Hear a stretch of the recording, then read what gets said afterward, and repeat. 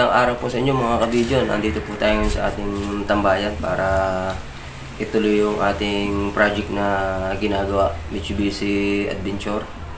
Bali, nakalas ko na po yung mga pyesa. Ipapakita ko sa inyo kung ano yung mga dapat natin gawin dito. Hindi nga pala tayo nakagawa nito yung Sabado kasi pinarangkaso tayo. Nagpahinga muna kasi hindi pwede natin pilitin ang ating katawan kapag hindi na kaya. So, bali, ito po yung ating gagawin. Ito nga pala yung sinasabi ko na nasira dun sa ano. Ayan, kung makikita nyo. Medyo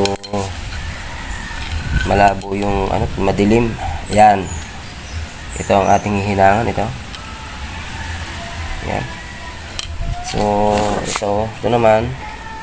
Bali, titingnan natin kung may hinangan natin to. Si malakas ang alog. Ayan, bali dalawa. So titingnan natin kung magagawa natin ng paraan para hindi siya kumakalog ng malakas. So ito naman talaga, meron naman talaga dapat itong plate. Dapat hindi ganitong kalakas, dapat mahina lang. So yung kanyang spacer ating papalitan. So mag-DIY na lang tayo. Kasi matagal na to. Kaya sirang-sira na. So mga kabidyo, ito nga po pala bali ay sa preno, gaya po nito, napakadelikado po niyan. Pwede siyang maputol kung mapwersa habang nananakbo. Ayan. Kaya ating gagawa ng paraan kung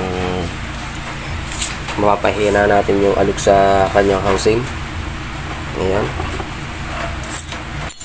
Yan po yung naririnig sa loob na kumakalampag pag nalulubak. Ayan, ating papalitan po yan. So, yun lang po mga kabidyo. Maraming pong salamat sa inyong suporta sa aking mga video. Pa-like and share naman po ng ating video.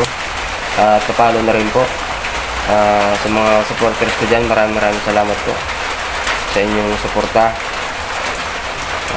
Pagpalain po kayo ng may kapal. Shoutout po sa inyong lahat. Maraming pong salamat.